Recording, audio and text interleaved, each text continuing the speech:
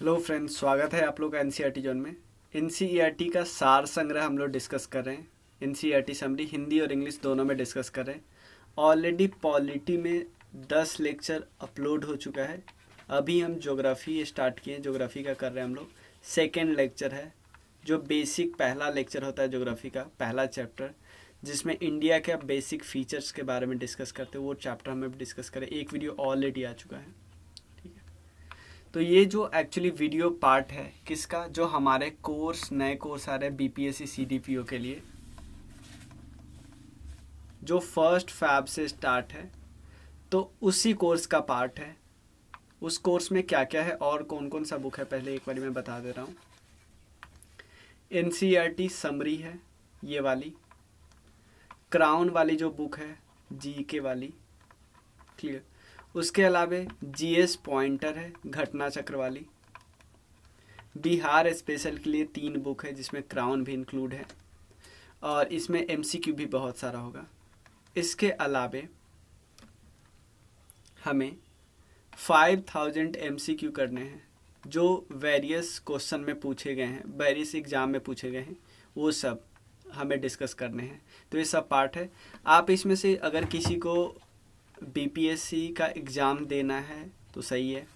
आप इसको 1 फैब से पहले ज्वाइन करते हो तो आपको 40% डिस्काउंट मिलेगा। 1 फैब के पास करते हो तो इसमें 40% वो डिस्काउंट नहीं मिलेगा। 1 फैब के बाद आप इसको 2000 में लेना पड़ेगा। अभी इस पर 40% डिस्काउंट है, 1200 में मिलेगा 1 फैब से पहले ज्वाइन करते हो।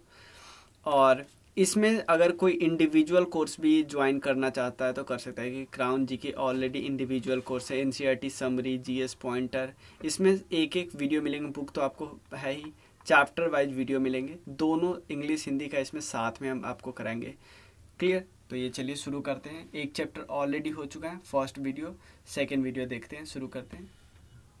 ये है बेसिक इंडिया का पॉलिटिकल मैप।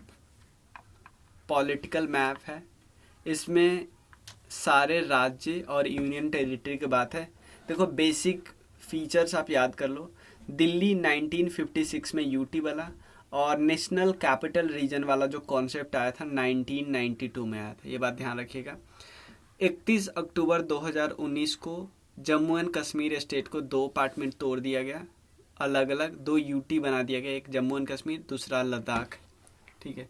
उसके अलावे दमन एंड दीव और दादर नगर हवेली अलग अलग जो यूटी था उन दोनों को साथ जोड़ दिया गया। और ये पुनर्गठन कब हुआ, कब से प्रभावी है, 26 जनवरी 2020 से, इम्पॉर्टेंट है, ठीक है। अब एक ही साथ है दोनों union territory, Daman and Diu and Dadar Nagar Haveli. इसका जो कैपिटल है वो है दमन, क्लियर, कोई दिक्कत नहीं। उसके बाद इंडिया का जो अंतिम सीमा है, नदन पॉइंट, सदर्न पॉइंट, ये सब हमने सब डिस्कस कर लिया था। सबसे नदन पॉइंट जो सबसे है वो उनका नाम है इंदिरा कोल। इंदिरा कोल कहाँ पे, लद्दाख में है। सबसे नदन पॉइंट इंदिरा पॉइंट है। उसके अलावा सबसे सदर्न पॉइंट, सबसे साउथ का पॉइंट, ये है ग्रेट निकोबार में, यहाँ पे, क्योंकि ये अंडमान और निकोबार आइलैंड है। इसमें ये है निकोबार आइलैंड, ये सब अंडमान आइलैंड है। तो निकोबार आइलैंड में मैं भी बताऊंगा कैसे पार्ट पार्ट में टूटा हुआ है। तो इसमें सबसे नीचे आता है ग्रेट निकोबार। ग्रेट निकोबार का सबसे सदर्न पॉइंट है जिसका नाम है इंदिरा पॉइंट, ठीक है। सबसे पश्चिमी पॉइंट हमने आप लोगों को कल ही बता दिया था, और पूर्वी पॉइंट भी बता दिया था। और लेकिन मुख्य जो मेनलैंड इंडिया है उसका सबसे सदर्न पॉइंट है जिसका नाम है, क्या नाम है, कन्याकुमारी। याद रखना, कन्याकुमारी। ये बस एक बेसिक फैक्ट है, ये सब नेक्स्ट चैप्टर में तो वैसे भी हम डिस्कस करेंगे ही करेंगे, क्योंकि आपको पता है कि जो ग्रेटर हिमालय है उससे ऊपर, उससे नदन साइड में आपको ट्रांस हिमालय मिलेगी। ट्रांस हिमालय में सबसे नदन कौन है, काराकोरम। काराकोरम के बाद क्या है, लद्दाख के बाद क्या है, जास्कर, क्लियर। उससे नीचे आए ग्रेटर हिमालय में तो पीर पंजल, शिवालिक, ये सब आएंगे। ये सब हम आगे डिस्कस करने वाले हैं। ये भी बताएंगे कि ये ग्रेटर हिमालय का पार्ट है या लेसर हिमालय का पार्ट है। शिवालिक तो अब सबको पता है, सबसे आउटर हिमालय जो है, मतलब ग्रेटर, लेसर और उसके बाद जो सबसे आउटर है उसको शिवालिक नाम देते हैं। यहाँ पे अब हम कुछ इम्पॉर्टेंट चैनल के बारे में बता रहे हैं। Water channel, water channel, water channel एक पतली वाटर बॉडी होती है जो दो लैंड बॉडी को अलग अलग करती है। तो सबसे पहले हम डिस्कस कर लेते हैं कुछ 9 डिग्री और 10 डिग्री के बारे में डिस्कस कर लेते हैं। तीन चार इंपॉर्टेंट, 9 डिग्री, 11 डिग्री और उसके बाद 10 डिग्री तो सबसे ज़्यादा आसान है, सिंपल अंडमान और निकोबार को तोड़ती है, अंडमान और निकोबार को अलग अलग करती है। अगर ज़्यादा 10 डिग्री चैनल अगर ज़्यादा डीप में जाए तो अंडमान और निकोबार में किस किस को, लिटिल अंडमान को कार निकोबार से अलग अलग करती है। तो इसका मतलब अंडमान और निकोबार बटा हुआ है। तो अंडमान दो पार्ट में बटा हुआ है, एक को हम ग्रेटर अंडमान बोलते हैं, एक को बोलते हैं लिटिल अंडमान। ग्रेटर अंडमान में क्या है, ग्रेटर अंडमान को भी हम 3 पार्ट में बांटते हैं, नॉर्थ, मिडिल और लोअर। नॉर्थ, मिडिल और लोअर। नॉर्थ अंडमान में आपको मिलेगा सैडल पीक, पूरे अंडमान और निकोबार का सबसे हाईएस्ट पीक है सैडल पीक, ये इंपॉर्टेंट है। उसके बाद मिडिल अंडमान है, उसका लोअर अंडमान है, लोअर अंडमान में ही आपको मिलेगा पोर्ट ब्लेयर जो कि कैपिटल है अंडमान और निकोबार की। उसके अलावा लोअर अंडमान के लेफ्ट साइड में सेंटिनल आइलैंड मिलेगा जो काफ़ी न्यूज़ में था, न्यूज़ में रहता है हमेशा, ठीक है। तो ये इंफॉर्मेशन इंपॉर्टेंट है क्योंकि इससे कई सारे आप MCQ कर सकते हो। 10 डिग्री याद हो गया, उसमें एक और 11 डिग्री भी याद कीजिए। 11 डिग्री एक्चुअली लोअर अंडमान और लिटिल अंडमान के बीच का चैनल है। निकोबार की बात करें तो एक है, सबसे ऊपर है कार निकोबार, उसके बाद जो नीचे वाला निकोबार है उसमें आप 2 पार्ट में तोड़ सकते हो, लिटिल और ग्रेटर। ग्रेटर निकोबार का ही सबसे सदर्न पॉइंट है जिसको हम क्या बोलते हैं, इंदिरा पॉइंट, बार बार हम लोगों ने पढ़ा है उसको। उसके अलावा और सारे कुछ कुछ आइलैंड है जिसका नाम है तरासा, नानकवरी, बोमपोका और उसके बाद कटचाल। ये सब इम्पोर्टेंट है, मतलब ये थोड़ा नहीं भी ध्यान रहेगा तो कोई दिक्कत नहीं, लेकिन आप ग्रेट निकोबार, ये 3-4 है, सेंटलीज आइलैंड, सैडल पीक, ये सब छोड़ नहीं सकते। अब देखो 9 डिग्री चैनल और 8 डिग्री चैनल कहाँ कहाँ पे, मैं आपको दिखाता हूँ। ये आप देख लो, यहाँ पे देखो, ये है लक्षद्वीप आइलैंड, ठीक है। उसमें आपको लक्षद्वीप आइलैंड और मिनिकॉय के बीच के चैनल को बोलते हैं 9 डिग्री चैनल।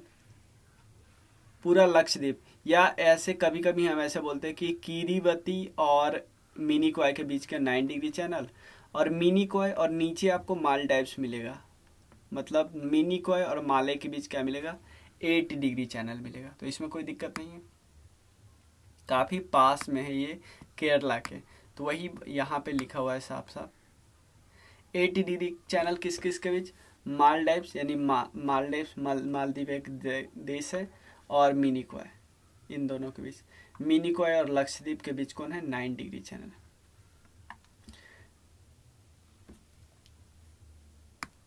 अब उसके अलावा ग्रेट चैनल, ग्रेट चैनल किस किस के बीच है,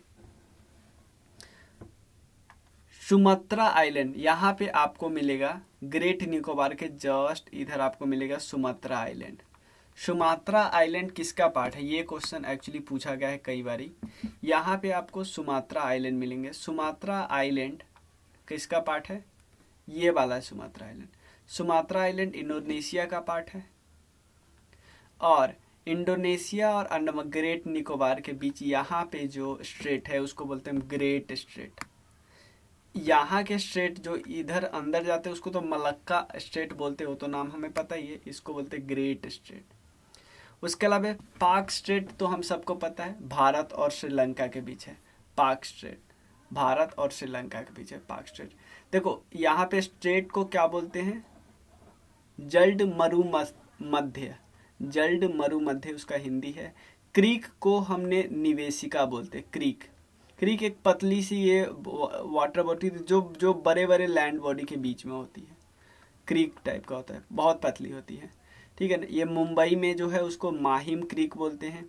कच्छ तो जगह आपको पता है, कच्छ, गल्फ ऑफ कच्छ और गल्फ ऑफ खंबात, ये तो हम सबको पता है। यहाँ पे है गल्फ ऑफ कच्छ और यहाँ पे gulf of Khambhat. Gulf of Khambhat में बहुत सारी रिवर आती है, आपको पता है, नर्मदा, तापी, ये सब रिवर, अपना रिवर का मुहाना यहाँ पे है, इसीलिए गल्फ ऑफ कच्छ में एक आपको कई सारे आइलैंड मिलेगी। एक इम्पॉर्टेंट चीज आपको याद होना चाहिए, देखो अंडमान और निकोबार के हमने देख लिया था, ग्रेट अंडमान और लिटिल अंडमान, यहाँ पे 10 डिग्री चैनल देख लिया था। लिटिल अंडमान और निकोबार के बीच इंदिरा पॉइंट भी देख लिया था। अब साउथ अंडमान और लिटिल अंडमान के बीच जो पास है ना, उसका नाम है डंकन पास। जो देखो अंडमान, ये सारा अंडमान का ही पार्ट है, तो अब सिंपल समझो, ग्रेट अंडमान और लिटिल अंडमान के बीच जो पास है उसको डंकन पास बोलते हैं, ठीक है ना। ग्रेट अंडमान और लिटिल अंडमान के बीच जो पास है उसको बोलते हैं डंकन पास। उसके अलावा नॉर्थ आइलैंड के नॉर्थ में एक आपको नारकोंडम आइलैंड मिलेगा और मिडिल अंडमान के नॉर्थ में आपको बैरन आइलैंड मिलेगा, ठीक है ना,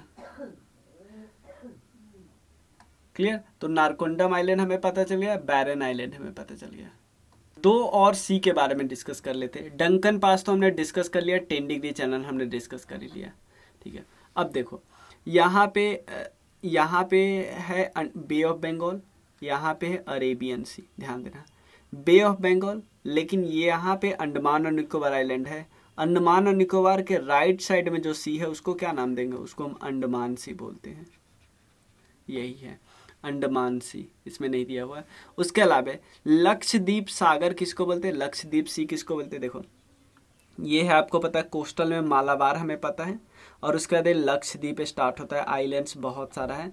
यहाँ पे जो सी है उसको हम बोलते हैं लक्षद्वीप सागर, लक्षद्वीप सी, यानी लक्षद्वीप आइलैंड्स और मालाबार तट के बीच मध्य में जो सी है उसको क्या बोलते हैं, लक्षद्वीप सी। मन्नार की खाड़ी तो हमें पता ही है, यहाँ पे कोको स्ट्रेट किस किस के बीच है, देखो यहाँ पे ऊपर म्यांमार है, म्यांमार के साउथ में एक आइलैंड है म्यांमार का जिसका नाम है कोको आइलैंड। कोको आइलैंड्स और इस नॉर्थ अंडमान के बीच के स्ट्रेट को क्या बोलते हैं, हम बोलते हैं Coco Strait. Duncan Pass 10 Degree Channel हमें पता है, ठीक है, इस इंफॉर्मेशन में कोई दिक्कत नहीं है ना। यहाँ पे भारतीय मानक समय यानी भारतीय मानक समय या इंडियन स्टैंडर्ड टाइम जो है, जो गुजरता है 82.5 डिग्री से, ये हमें पता है। और कर्क रेखा यानी ट्रॉपिक ऑफ कैंसर एक दूसरे को कहाँ पे काटती है, क्रॉस कहाँ पे करती है, छत्तीसगढ़ में करती है। इंपॉर्टेंट इन्फॉर्मेशन है। देखो भारत के मुख्य भूमि या इंडिया का, देखो इंडिया एक मेनलैंड है, उसके अलावे हमारे पास 2 आइलैंड है, मेजर आइलैंड ग्रुप्स, अंडमान और निकोबार और लक्षद्वीप, ठीक है। तो हमसे पूछ रहा है कि भारत का जो मेनलैंड का जो कोस्ट है उसकी लंबाई टोटल कितनी है। देखो टोटल लंबाई है मेनलैंड के कोस्ट की, वो है 5400। आपको कहीं कहीं पे 6100 मिलेगा, लेकिन ये गलत है, इंफॉर्मेशन है। देखो मेनलैंड की लंबाई है 5400 से कुछ ज़्यादा, उसके अलावे टोटल है 7500 किलोमीटर, क्योंकि और जिसमें अंडमान और निकोबार और लक्षद्वीप मिला के 2000 किलोमीटर आता है। मैं एक्यूरेट डेटा आपको दिखाता हूँ। देखो यहाँ पे इंडिया का टोटल कोस्ट लाइन है 7516 किलोमीटर।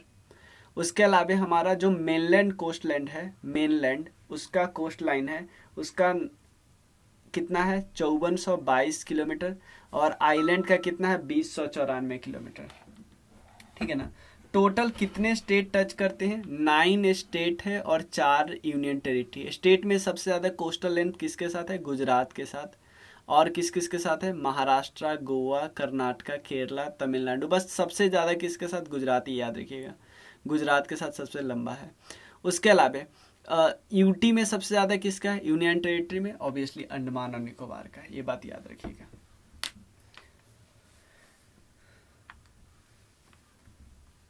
म्यांमार की सार्वधिक सीमा, म्यांमार जो है उसकी सार्वधिक सीमा किसके साथ अटैच है, ये तो हम सबको पता है, अरुणाचल प्रदेश के साथ अटैच है। उसके अलावा जनसंख्या यानी पॉपुलेशन के बेसिस पे इंडिया का कौन सा नंबर आता है पूरी दुनिया में, ये आता है सेकंड आफ्टर चाइना। और आसाम जो होता है, आसाम वो कितने स्टेट को टच करता है, कितने स्टेट और यूटी को टच करता है, ये मैं आपको बिग पिक्चर में दिखाता हूँ। आसाम कितने स्टेट और यूटी के साथ बॉर्डर बनाता है, ये देख लीजिए आप। आसाम नागालैंड के साथ बनाता है, मणिपुर के साथ बनाता है, मिजोरम के साथ बनाता है, त्रिपुरा के साथ बनाता है। कैपिटल सबको याद रखना, नागालैंड की कोहिमा, मणिपुर इम्फाल, मिजोरम आइजॉल, त्रिपुरा अगरतला, मेघालय शिलोंग। और उसके अलावे ये और किससे बॉर्डर बनाता है, वेस्ट बंगाल से भी बॉर्डर बना रहता है, ये है वेस्ट बंगाल। ठीक है, तो वेस्ट बंगाल इवन भूटान से भी बॉर्डर बनाते हैं, ये सब हमें पता होना चाहिए। क्या आसाम सिक्किम से बनाता है, नहीं। क्या आसाम नॉर्थ ईस्ट के जितनी भी बहनें हैं सबसे बॉर्डर बनाता है, हाँ, 7 सिस्टर्स हम बोलते हैं ना, तो बाकी 6 से बॉर्डर बनाता है। और इवन बॉर्डर डिस्प्यूट भी है सबसे। ठीक है, ये तो हमें पता ही है, पिछली बार न्यूज आया था काफ़ी। और मेघालय हो गया। एक और चीज़ रखें, मिजोरम किस किस के साथ बाउंड्री बनाता है, म्यांमार के साथ बनाता है और बांग्लादेश के साथ बनाता है। तो ये 3 तरफ से फॉरेन कंट्री से घिरा पड़ा है। एक तरफ से किससे, थोड़ा सा मणिपुर से, थोड़ा त्रिपुरा से और थोड़ा आसाम से। क्लियर, कोई दिक्कत नहीं है। आसाम वाला हो गया। इसके अलावा हाँ ये हो गया। देखो हुआ क्या, रॉस द्वीप, नील द्वीप आइलैंड सब है, हैवलॉक द्वीप, इन तीनों का नाम चेंज कर दिया गया है। यहाँ पे देख लीजिए तीनों आइलैंड है, रॉस आइलैंड, नील आइलैंड और उसके बाद हैवलॉक आइलैंड। ऑब्वियसली अंडमान और निकोबार आइलैंड का पार्ट है, यानी सब अंडमान का ही पार्ट है, निकोबार का नहीं पार्ट है। ठीक है ना, अंडमान में देख रहे हो, सदर्न अंडमान जो है उसके राइट हैंड साइड में है सारा, ये बात ध्यान रखना। तो रॉस आइलैंड का नाम देखो, रॉस का नाम चेंज होकर नेताजी सुभाष चंद्र बोस जी के नाम पे, नील जी का नाम शहीद द्वीप और हैवलॉक का स्वराज द्वीप, ये याद रखनी है, स्वराज। उसके बाद हैवलॉक का स्वराज, नील शहीद और रॉस द्वीप नेताजी सुभाष चंद्र बोस। स्ट्रेट कौन सा स्ट्रेट होता है जो भारत और श्रीलंका को अलग अलग करता है, हम सबको होता है पाक स्ट्रेट। क्या नाम है हिंदी में, क्या होता है बोलते हैं, जलडमरू मध्य। भारत का कौन सा राज्य है जो तीनों ओर से क्या करता है, अंतर्राष्ट्रीय सीमाओं से घिरा पड़ा है। यहाँ पे देख लो त्रिपुरा है, क्लियर, एक तरफ, 2 तरफ, 3 तरफ बांग्लादेश के घिरा है, इवन मिजोरम भी है। ठीक है ना। अब चलिए ये हम नेक्स्ट टॉपिक डिस्कस करने वाले हैं, ये वाला। देखो हमें ये तो पता है कि सबसे ज़्यादा हम किस राज्य के साथ बाउंड्री बनाते हैं, वो है बांग्लादेश। लगभग कितना, 4096। सब लाइन कौन सी है, देखो बांग्लादेश को डिस्ट्रीब्यूट, क्योंकि बांग्लादेश पहले ईस्टर्न पाकिस्तान हुआ करता था, तो बांग्लादेश के साथ जो डिवाइड करने वाला लाइन है उसका रेड क्लिफ लाइन बोलते हैं। पाकिस्तान के साथ भी रेड क्लिफ लाइन, चाइना के साथ मैकमोहन लाइन और अफगानिस्तान के साथ डूरंड लाइन। ठीक है ना। चलिए, तो सबसे लास्ट में सबसे कम इसी के साथ हम लोग बाउंड्री बनाते हैं।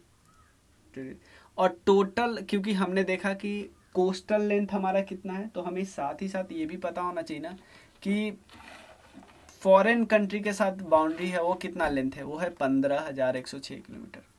तो बांग्लादेश के साथ कौन कौन से राज्य अटैच है, कौन कौन से राज्य बॉर्डर बनाता है, वेस्ट बंगाल, मेघालय, मिजोरम, त्रिपुरा और आसाम। उसके अलावा चाइना से कौन कौन, लद्दाख, ऊपर आ जाओ हिमाचल, फिर उत्तराखंड, फिर सिक्किम, फिर अरुणाचल प्रदेश। और पाकिस्तान के साथ गुजरात, राजस्थान ऊपर, पंजाब और ऊपर, लक्षद्वीप, जम्मू एंड कश्मीर और लद्दाख। नेपाल के साथ उत्तर प्रदेश, बिहार, वेस्ट बंगाल, सिक्किम और उत्तराखंड। म्यांमार के साथ अरुणाचल प्रदेश। ये सब मैप को फोकस करके आप कर लेना, ठीक है ना। एक बारी मैप देख लेना, ऑलरेडी हो जाएगा। ठीक है, ये बात ये सब हमें पता ही, मैं बता देता हूँ। अंग्रेज देखो, मैकमोहन लाइन एस्टैब्लिश कब किया गया था? अंग्रेजों के शासन के दौरान भारत और चीन के मध्य उत्तर पूर्व में यह सीमा रेखा कब एस्टैब्लिश किया गया था? 1914 में, जिसको हम मैकमोहन लाइन बोलते हैं। इसका नामकरण किन के नाम पे हुआ था? Sir Henry McMahon. ठीक है ना। और 1914 में एक शिमला एग्रीमेंट हुआ था, जिसमें दोनों देशों ने इसको अपना बॉर्डर स्वीकार किया था। रेड क्लिफ लाइन कब एस्टैब्लिश किया गया था? विभाजन के जस्ट बाद 2 दिन बाद 17 अगस्त 1947 को, भारत और पाकिस्तान। ठीक है ना। और इसी को बॉर्डर कमीशन भी बोला जाता है। कि इनके अध्यक्ष कौन थे? Sir Cyril Radcliffe. इन्हीं के नाम पे रेड क्लिफ लाइन रखा है। ठीक है ना। काराकोरम आपको पता है बैकबोन है हाई एशिया का। काराकोरम श्रेणी आपको पता है किसका पार्ट है? ट्रांस हिमालय का पार्ट है, ट्रांस हिमालय। ठीक है, नेक्स्ट वीडियो में हम बाकी का डिस्कस करेंगे, भारत एक दृष्टि से। क्लियर? तो अगर आपको कोर्स लेना है 9582062485 पे आप मैसेज कर देना। इवन अगर कोई पुराने स्टूडेंट है, किसी कोर्स में ऑलरेडी इनरोल है, तो उनको ज़रूर डिस्काउंट मिलेगा, वो मुझे मैसेज करें। ठीक है, थैंक यू सो मच।